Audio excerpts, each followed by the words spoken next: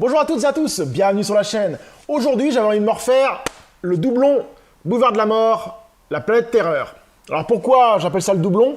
Parce qu'il faut savoir une chose, c'est que quand Tarantino et Rodriguez ont sorti ces films-là, à la base, ça devait être une seule session avec des pubs au milieu.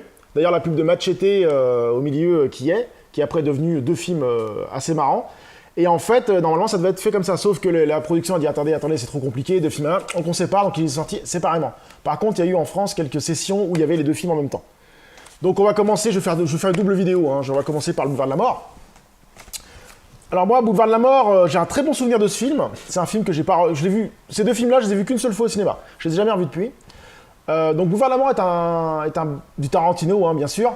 Un bon souvenir de Tarantino avec des petites scènes sympas, surtout un Kurt Russell assez charismatique dans une voiture assez fandard, voiture de cascadeur. Je me rappellerai toujours d'une scène qui m'avait marqué, c'est quand il prend la gonzesse là, sur le côté, puis qu'il fait les coups de frein, bam bam, elle se prend des coups et tout, là, la gueule défoncée, c'était vraiment sympa. Puis je me rappelle aussi d'une fin avec les meufs là, les cascadeuses là qui le défoncent et tout. Enfin, je suis pas rentré dans le spoil, mais ça m'a vachement souvenir.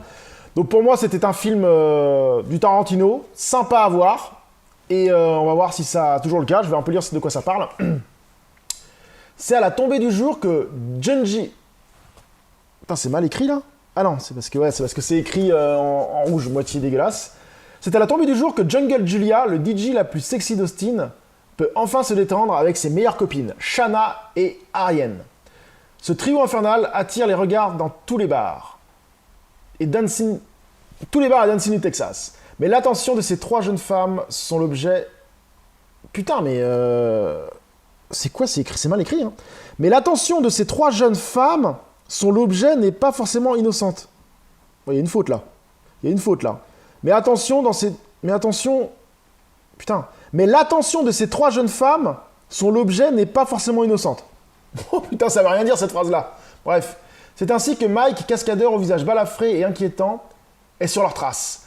Tapis dans sa voiture indestructible, tandis que Julia et ses copines sirotent des bières, Mike fait remplir... C'est quoi? Mike fait vrombir. Fait vrombir. Ça n'existe pas ça comme terme. Mike fait vrombir le moteur de son mobile menaçant. Vrombir. Pour la fois que je vois ce mot-là. Vrombir. Donc, déjà ça commence bien. Donc c'est du Tarantino, donc on va voir tout de suite ce que ça vaut. C'est parti. Donc je viens de me finir le Boulevard de la Mort. Toujours un très bon film, hein. Film assez sympa, avec des bonnes scènes d'action. Bon bah c'est du Tarantino, hein. Ça pose les bases, ça discute pas mal, ça a des dialogues un peu longs. Si vous aimez Tarantino, vous allez aimer. Si vous aimez pas Tarantino, vous allez pas aimer. C'est vrai que Tarantino, des fois, il s'enlise dans ses dialogues, mais ce qui est pas trop mal. La BO est géniale, la musique est géniale. On peut considérer qu'il y a deux phases dans ce film. Il y a la phase un peu où on pose les choses, et puis après une phase un peu plus d'action. Voilà. Alors, par contre, je vous dis direct, n'achetez pas le Blu-ray, hein. Restez sur le DVD.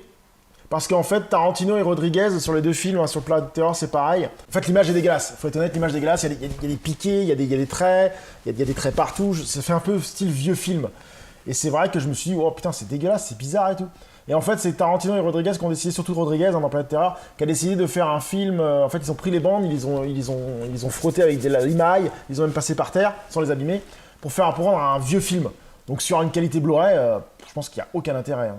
Je pense que si vers la fin, le Boulevard de la Mort, il s'améliore au niveau image, mais Planète Terreur, il reste toujours comme ça, hein. Donc non, franchement, ça c'est clair et net. Oubliez le Blu-ray, pour moi, il n'y a aucun intérêt de passer sur une image nickel si l'image est fait exprès d'être dégueulasse.